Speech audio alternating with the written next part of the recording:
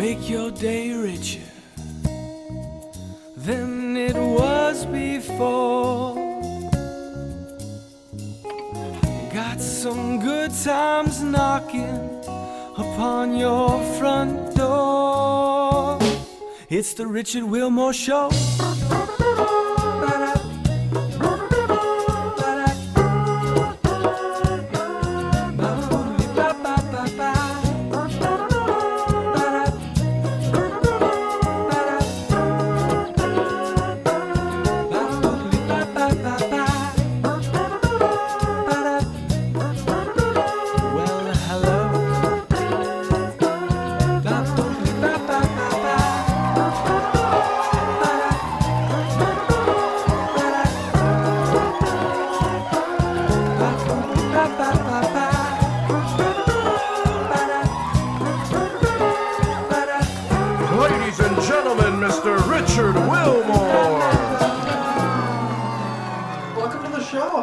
Try something new today. I was able to Skype with our guest today, which is really fun. We've actually done that a few times that you'll be seeing later in the season, and it actually works, I think. So you be the judge of that.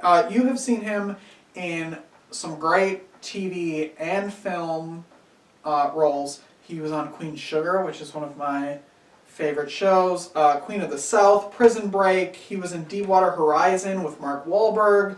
He was in Trumbo with Bryan Cranston, Helen Mirren, and Matthew McConaughey in Free State of Jones. His name, get out of here, is Dave Maldonado, and he's from Houston, and we Skyped and had a really good conversation, so here it is. How are you? Good. Doing well. Thanks for hopping on from Houston. No problem. Thanks for having me. First of all, I wanted to ask how Houston is doing. I feel like Houston, like everything else that has happened in this past year, kind of has been forgotten about. And yeah. I want to check in and see. Well, I mean, it seems like everybody is almost all the way back. Of course, we didn't get hit too hard as far as a hurricane and everything, so we kind of sort of forget after a month or so. You start to forget about all those people who are still rebuilding. And I just went to my brother-in-law's house, and he's getting kind of having trouble with contractors and all this stuff, and he's still in the middle of rebuilding his house and all this stuff. He had like 4 feet of water in his house, so we helped him out a lot as far as tearing everything out. But going to his house reminded me that there's still people. They're still in it, but I think as a whole, we're all doing pretty good. We're all on the way back. Good. Yeah.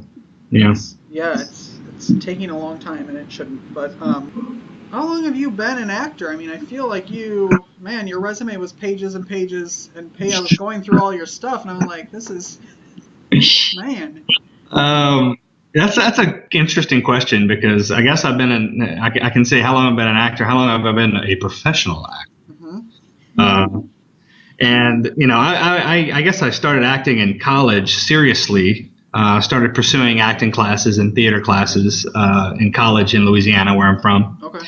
And but I guess professionally, it wasn't. I guess the last 15 years or so, I've been kind of doing it seriously and kind of been making money consistently to where if I lived alone and I didn't have a family, I could do okay. Yes.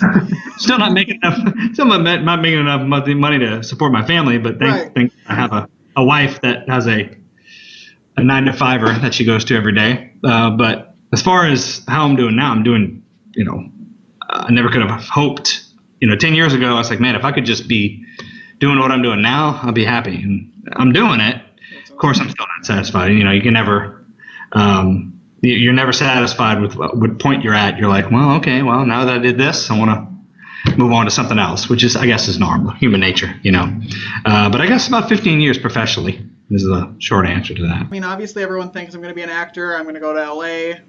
That's where I'm going to do it. I mean, what is it like to be successful from someplace other than where you think you have to go? I tell you, man, I take a lot of pride in it. The fact that I've had the level of success that I've had from Houston. I'm incredibly lucky in the sense that I didn't move here with no money and no, just the clothes on my back. I moved here with a wife who's getting a really good job. That's always hard. Like it's great to say, like, yeah, I'm going to be an actor and I'm going to go bartend and I'm going to try to juggle all this stuff. You get your wife paying the mortgage, it gives you some freedom to do what you need to do. Take acting classes, drive to Louisiana or Dallas when you need to for auditions. But the whole thing about being remote is I'm so lucky to be an actor in Houston at this time, because 90% of the auditions that I have are taped. They're all taped. I tape them, I send them, I forget about them. Sometimes every now and then they say, okay, they want you tomorrow in Atlanta for a callback. I'm like, okay. And I go, or Louisiana or wherever it is, but most of the time it's all taped, So I live in a great time for actors to be able to audition from anywhere in the country. You can do it. You can succeed as long as you have good representation and you can, you have somebody to tape you and have, good facilities and all that stuff. So it's worked out for me, man. I'm really lucky, and I have a good relationship with a lot of the casting directors now. That's taken 15 years of doing that, of going and see them, to where they say, yeah, we'll accept a tape from you. Houston is a great place to kind of get your feet wet as an actor. You can there's not a lot of film and TV, but there's a ton of commercials and industrials and indie film. So that's what I did for the first, 5 or 6 years of my time here. I just auditioned and started working consistently in commercials and in corporate videos and all this other stuff. So that was a really good way to get my feet wet. Plus, I was starting to make connections in Dallas, Austin, and then Louisiana started kind of blowing up a little bit. And that's when I started auditioning for film and TV a little more consistently. So that's what moved me out there, and it was good for me. And we're still here, and it's a really good. It's far away from everything, but it's equidistance from everything. Like I'm equidistance from Dallas, Austin, and Louisiana. I'm kind of middle of all that, and everybody's far away from Atlanta unless you live there. But so it's worked out really well for us. Plus, everything's so remote now. I can audition, from on Houston. Skype. Yeah, you can do anything on Skype now. That's awesome. I need to practice. Yeah. But also, I always think of how helpful it is to have such a supportive spouse who is like, yeah, go do your dream and let's figure this out and let's do this together. I think that's so awesome. Yeah, and I mean, I most actors that I know, either their significant other is an actor or their wife or husband is an actor. So they have to figure out, okay, well, who's gonna get the insurance this month, or who's gonna pay the, I don't have to worry about that. Now that does take away that I guess desperate hunger of some actors who, like, if I don't get this job, I'm not gonna eat. Like, I don't have to worry about that. But I don't think that's not how I approach my auditions. I approach them with, like, I'm gonna give my best shot. I'm gonna pour my heart into this particular film or television audition, and I'm not going to worry about whether or not I book it to pay the mortgage. I'm just going to give them my best shot and say thanks for your time. And I think that's a much healthier and much more efficient and successful way to audition, as opposed to say, I have to book this, otherwise I'm not going to be able to. We're going to be on the street. My family's going to be on the street tomorrow. So I'm so thankful that I'm in this position, and thankfully now I'm able to kind of pay her back for all this time she's been supporting me. Now I'm like, okay, I'm starting to build like a little bit of a nest egg now with the jobs that I've had in the last 10 years or so. And say, if something comes up, I'm like, yeah, honey, I got it. Yeah, I got this one. Yeah. I can buy the groceries this week. And she's like, thanks a lot. I've been doing it for 10 years. Great. Yeah. I want to throw out some films and TV shows that you've been in, and I want to hear kind of about them, what you've learned from being on that set, who you were working with, how you grew from that experience. Okay. We're going to start with, 2016's Free State of Jones. Free State of Jones. Okay. So let me. Okay, I worked with Matthew McConaughey on a show called True Detective. It was a big hit. I worked a couple of days with him. I was a day player on the show. I did okay. I did a decent job. And then when this job came around, when this film came around, I really, really wanted it bad. Like I really wanted it. Like I made 4 or 5 trips to New Orleans for callbacks and auditions. These weren't taped auditions. I had to make the trip, and something I really wanted badly. And I was doing good every time I auditioned with the director, the casting director. Back, I was like, okay. And the casting director was like, well, they want you, and they're just not sure where they want to put you. I'm like, okay, cool. And I said to myself, I'm like, just as an actor, just give me somebody with a name. Just somebody with a name, a character with a name, whether it's 1 day, 2 days, whatever. I just don't want to be soldier number 2 or cop number 2. Just give me somebody with a name. And so my agent calls me and says, okay, they want to book you for Free State of Jones. You're going to be playing the polling station clerk. I'm like, okay, all right. It's like, and it's when you look at the call sheet, it says, start, work, finish. Or if you're lucky, it says start work. And then it says work for weeks and weeks and weeks and weeks. And then it says work, finish weeks later. If it says start, work, finish on your day, it's like, yeah, you start and you're done. I'm like, okay, I'll do it. But I was so discouraged, after all those trips, and I wanted it so badly. And so I drive out to New Orleans for my day of work, and I stay in a hotel, and I look at the call sheet, and all when I look at the call sheet, all the guys that booked the roles that I wanted, I knew them all. Like half of the guys that have their names on the chair, and they're the top 10 on the call list. I knew them, and I'm like, God, man. And I was just discouraged. I was in a bad place. I was like, why am I even doing this? I worked so hard to, So I show up on set the next day, and everything changed.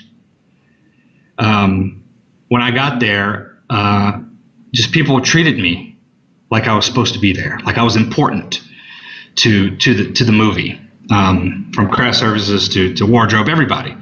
And I think in the back of my mind, when I'm reading the scene that I was going to be doing, it's just one scene with McConaughey.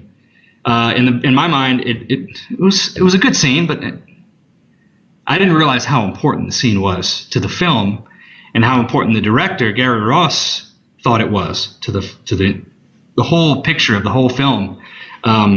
We shot that one scene all day.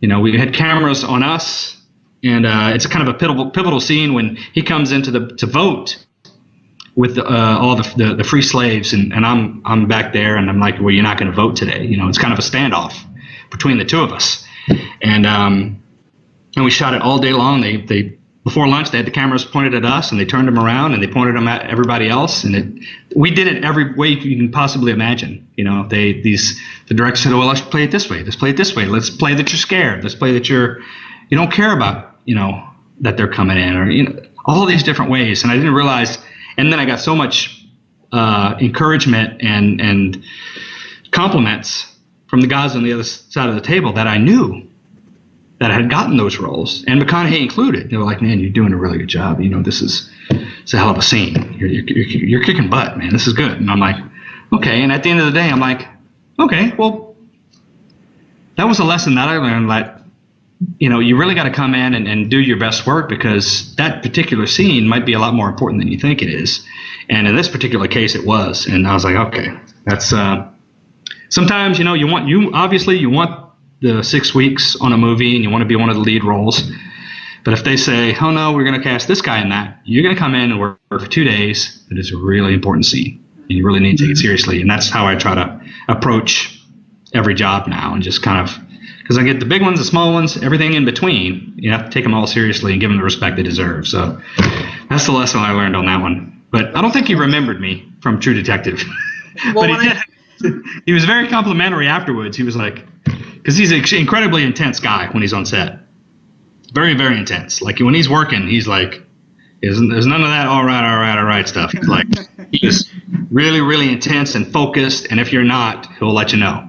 And I was, and we kind of were talking in between. He was kind of just whispering to me, telling me I was doing good. And so yeah, and he gave me the affirmation that I was doing a good job, and that this was going to be a great scene, and that meant the world to me. Yeah. Well, when I talk to him next, I'll tell him you said hi. When he's on Skype. Then, yeah, maybe if you drop my name, maybe he'll remember me. I don't know. first would be to get a hold of him. What about one of my favorite shows, Queen Sugar? I love that show. Awesome. Yeah. That's an interesting story too, because I read for the role, and it was kind of I have a friend here in Houston that tapes me a lot, and we just have a really good rapport, a good chemistry. She's a really good friend, and she knows to not give me any critiques when I don't need it, or give them to me when it's needed. So for that one, we read for it, and I was like, all right, well, it felt okay. I was like, and I forgot about it, and they booked me. I was like, okay, cool.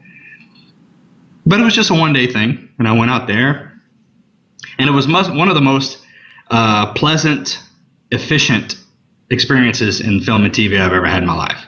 I'm from Louisiana, so I love going back there, and I can hang with my mom and my sister, visit some people, do a little bit of work, and come back.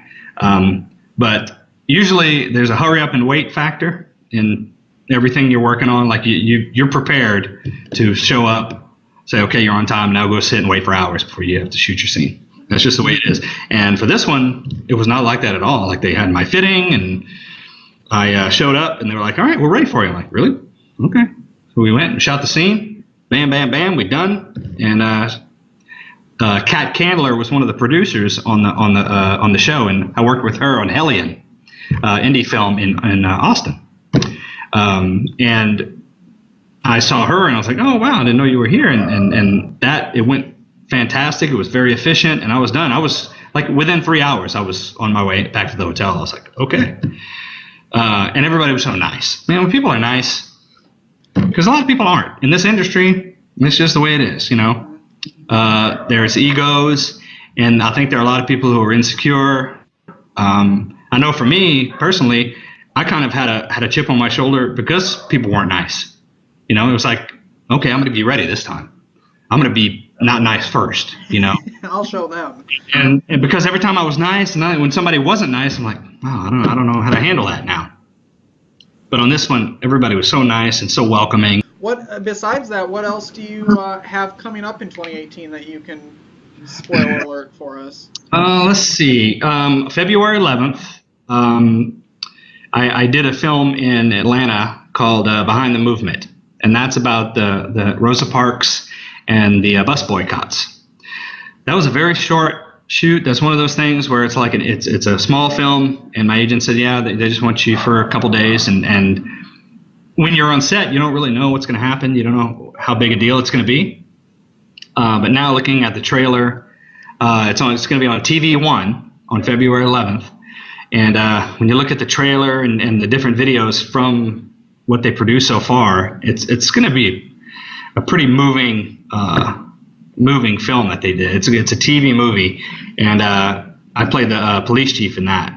And the good thing about that, Eric Avellino, the director, he didn't want this to be like, okay, yeah, you got, you know, Rosa Parks and all the civil rights people on one side, and you got all the white people and all the mean white people on this side, all the cops and everybody. He wanted to say, okay, I want to see a human side to these guys. They're conflicted.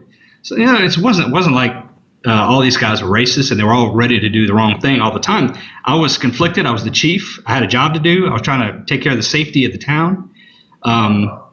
And then there's all these bus boycotts that are happening, the bus boycotts, and that affects the entire city. And he's like, I want to see that. I want to show both sides. So I had a lot of respect for him, wanting to kind of tell both sides of the story, you know. And I think it's going to be really good. That is on February 11th. Also on February 11th, Homeland premieres. That is on Showtime.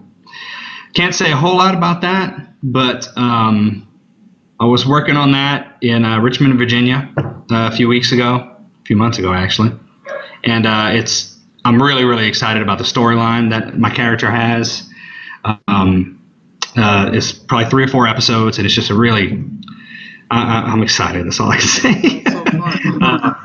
It's a really, really cool, a lot of dramatic meat for an actor, you know, to kind of get into, and I can't wait to see it. I can't wait for everybody to see it.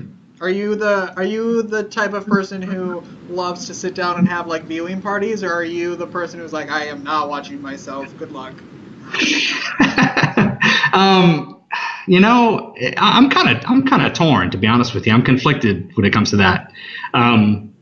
We actually just had a viewing party at a friend's house because she's got a theater in her house, and she said, anytime you got something coming up, let us know and we'll watch it here. I'm like, okay. And a couple of days later, a film that I did called Overexposed on Lifetime was getting ready to air. And I said, okay, well, I guess it's short notice, but do you mind if we head over there and watch this movie? She's like, awesome, yeah, bring everybody. And my wife was out of town, and I said, hey, we're going to her house for this movie. I'm going to invite some people. Can you cook something? And she was like, wait, you're inviting other people to someone else's house to watch a movie that you're in? I don't understand. She's like, she was her idea. But it was it all. I made my first roast. I'm from Louisiana, so cooking is incredibly important. My wife makes a great pork roast or beef roast, and I told her to cook it. I asked her to cook it, and she went to work, and she said, "Okay, this is how you cook the roast." And I was left all day cooking the roast, and I'm like, "This is not what I signed on for." But she was at work. What was I going to do? So I instead of ordering pizza, so I'm very happy to announce that my roast was killer. We brought a roast to the house and invited a bunch of people, and we watched this movie Overexposed that aired on Lifetime. Shot that one in Oklahoma last year, and my character was kind of ambiguous. She wasn't sure whether he was good, whether he was bad. I was playing a cop in kind of a murder mystery kind of thing. So that was a lot of fun, and I'm really happy with the way it turned out. Awesome. Do you have one last question, and then I'll let you go? Do you have a role that you played that completely changed the way you view yourself, or view the industry, or view how you act? View myself or view the industry? Like that has changed the way you think about it? I mean, for the early part of my career, I was playing a lot of cops and detectives. I played those till the wheels came off. I was cop number 2, then I was an officer with a name, then I was detectives, and I wasn't playing anybody. I wasn't playing any villains or anybody with any kind of character. So lately, in the last couple years, I've been playing a lot of different kinds of people, like a lot of just kind of sleazy. I can play sleazy. I play the dad or the guy next door, and the villains and all these people. I played a guy with a gold tooth and a mustache on Queen of the South. Never in a million years would I thought I would be able to play. They've been putting me in a lot of bolo ties too, by the way. Bolo ties and boots in Texas. If I'm in Texas, bolo ties and boots. But lately, that's how I can see that I'm maybe becoming a character actor. I don't know. I think it's a good thing if I am. I'm happy about that. But it's a lot of villains and a lot of just creepy guys, but then I can turn around and play somebody that's a little more wholesome, So. I'm pretty excited about that, and I embrace it. I'm happy that they see me as these creepy people, but I love all these different roles and being able to play all these different characters. Well, thanks for sitting down with me. Thank you. I enjoyed it. I appreciate you having me. Of course, anytime. I'll come to your next viewing party. Awesome. Whether I'm invited or not, I'll bring a roll. All right. Cool. All right. Thank you very much. All right, man. Thanks for having me. That's our show. Look at that. Less me in the corner. More guest. Less cat. We'll see you next week, everybody. I love you. Goodbye.